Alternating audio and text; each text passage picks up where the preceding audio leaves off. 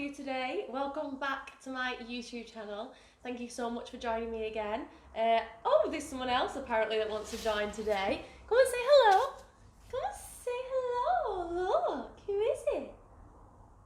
Hey, this is Nala. If you don't know, you've not met her yet. This is baby Nala. She's 6 months old. Cheer everyone up in isolation. What you doing, Mom? You're fucking crazy. You're crazy, lady. So today, guys, we are going to be talking about false memories. Now, it's a very broad thing to say, like false memories, and I'm sure you've already heard of it, or like maybe you've just like seen a little bit about it, and it's like probably one of the craziest things that you can like kind of imagine, like when it comes to like the human brain and how like it works, because it's so crazy that your brain has the ability to do these kind of things. The brain will always be a magnificent thing for me. Like I think it's madness. Like the amount of capability that your brain has is just nuts. So, what is a false memory? So, a false memory is where you remember things differently from the way they actually did happen. Now, in severe cases, you can actually create memories that never actually happened also. So it can happen, it happens to absolutely everybody. The effects that they have on people can range from being absolutely zero, you wouldn't even notice that you'd had the false memory, to like extremely debilitating. And the debilitating side you see a lot more in OCD sufferers, but false memories are not just for people that suffer with OCD. It is everybody in this world. Like everybody who's watching this video right now, you will have a false memory, whether it be a false memory of something you did in high school with your friends when it didn't actually happen. Like there's a million times, like I'm sure you've told like your mum or dad a story and they've been like, that is not how that happened. And you're like, what? Yes, it is. Now, the problem is that once you have that false memory in place, it's very difficult to convince that the person that's having that memory that that isn't true. It's a complicated thing. Now, when you recall a memory, every time you recall a memory, you're simply remembering the last time you recalled that memory. Say for example, you go out, you go shopping, you go in Next, you go in Zara, you go in TK Maxx, you go to McDonald's.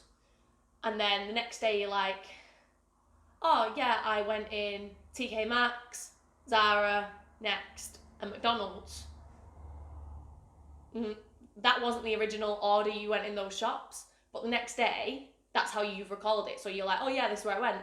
So then in 2 weeks' time, when you're speaking to somebody about where you went, and you were like, oh, so we went to McDonald's first, got some food, and so on and so forth. Can you see how that works? So each time you remember the event, you're remembering the last time you recalled that event.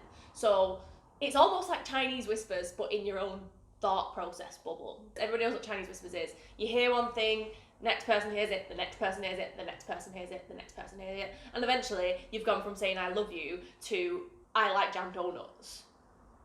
You know how I said that you could literally evolve like a very basic benign memory that has no emotional connection? There's a lot of things that can create errors in memories.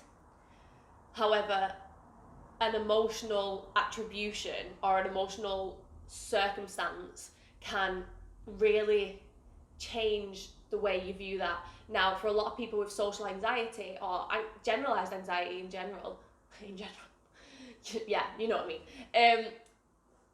Say for example, they have a conversation with someone and the conversation's very basic and it's like, how are you today? Yeah, I'm good, thank you, blah, blah, blah, blah, blah. All those pleasantries. And that person with social anxiety or GAD comes away from that conversation and they're having a pretty bad day. You know, their anxiety is at a major high, and they've come away from that conversation and gone, what did we even just talk about? But, you know, they brush it off and they carry on with the day. Then the next day, the person that they had that conversation with is also having a bad day. and they kind of give the person the cold shoulder, you know?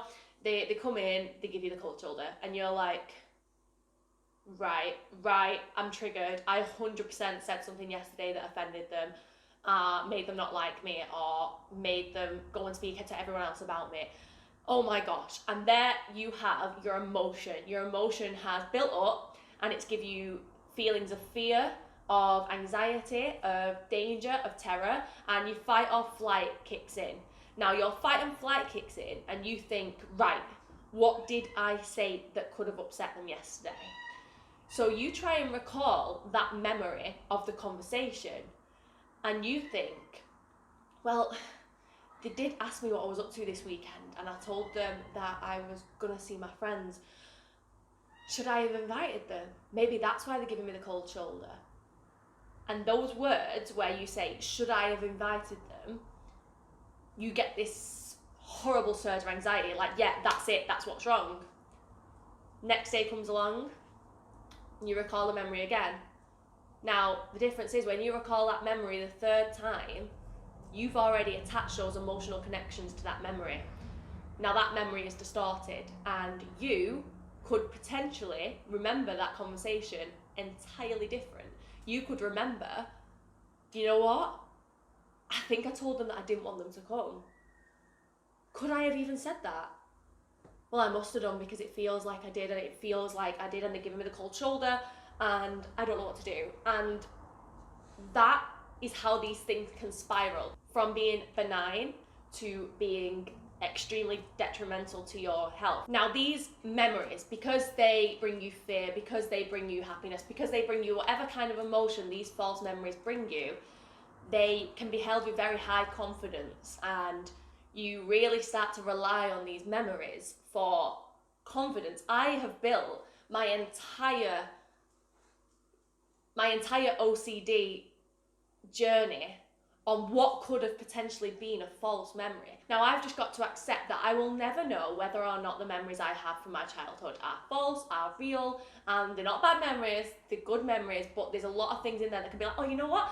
This is why I have OCD. Maybe it's that time that I went to the beach and I got really scared that I was going to get eaten by jellyfish. What about that time when I poisoned? Did I poison them? I can't remember. And and that's the kind of like erratic behaviour that goes on in the brain when trying to figure out whether a memory is true or not. If you have OCD and you struggle with false memories, I'm sure you can 100% relate to that. Now, I have it all the time. False memories can be absolutely horrendous to deal with when you've got obsessive compulsive disorder, because you cannot understand that there is a grey area. You know, that memory could be true, it could be false, it could have elements of truth, it could have elements of false.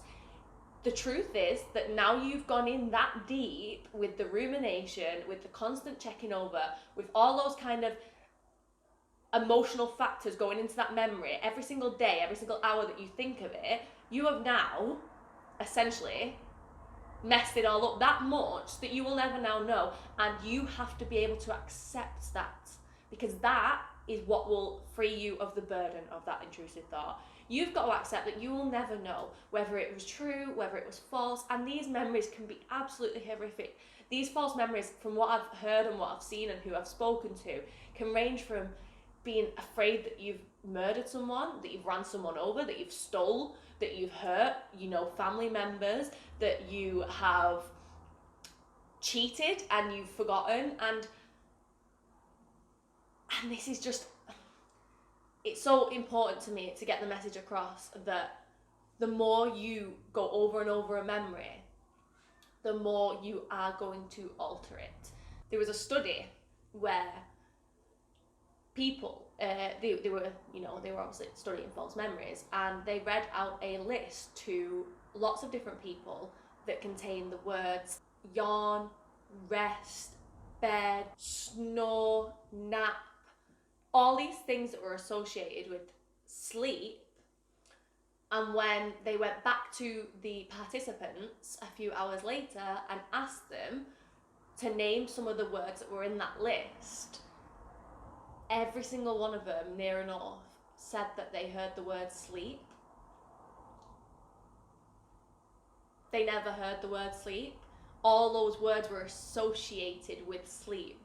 And because of that, it's very minimal, but because of that, all those words, because they were associated with sleep, it became, that's what they'd heard. Now, if you're thinking of a memory and every single emotion you put into thinking of that memory is fear, anxiety, sadness, guilt, danger, eventually, to you, that memory will become those things. It will become fear-provoking, guilt-provoking, anxiety-provoking, you know, all those kind of things. That's how you create these memories. Now, you have to be able to sit and accept. If you feel that urge to ruminate over an intrusive thought or an intrusive memory, you need to be like, you know what? What did I learn? I learned that I cannot do this, because all I'm going to do is make it 10 times worse for myself, because there is no way of going back with this magic ball and looking at that memory as it played out. You will never remember it that way. Ever, ever, ever, ever, ever. Listen to me. I swear to God, and this is coming from somebody who has the experience of really going over memories to try and, like, I don't know, reach this, like, ding, like this euphoria moment. And it doesn't ever happen. I promise you, it doesn't happen. No matter how much you think it does, it doesn't. You end up getting worked up over labels to thoughts that you've given them. You've given them labels to those thoughts. You have done it. So you're getting worked up over something that you're doing. And the only way to stop it is by to stop giving it what it wants. Give the brain a break, because every single time you ruminate, ask for reassurance, any of your compulsions, every single time you do one of them, you're giving your brain that little bit more shit, basically. You're giving that brain a sentence that basically says, you know what, I really just don't trust you right now. I'm going to have to ruminate. I'm going to have to ask for reassurance. And it's not fair. You need to trust yourself, because you are the only person that controls it. And life is grey. It's not black. It's not white. It is grey. It's multicoloured. It is universal. Am I going a little bit insane?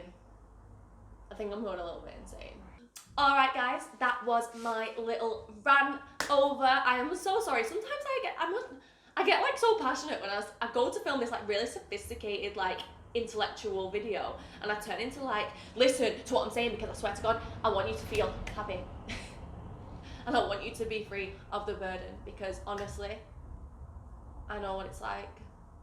And that's why I'm so... Right, I'm gonna go, because I really, really, really want to eat the chocolate that is sat right there staring in front of me. Are these chocolate eggs real? How do I know if they're real? Are they real? Did I steal these chocolate eggs? Oh my God. What if I stole them from like a homeless person? What if they're poisoned? There's salmonella in these eggs. If I eat them, someone will die. No. Right. Sayonara.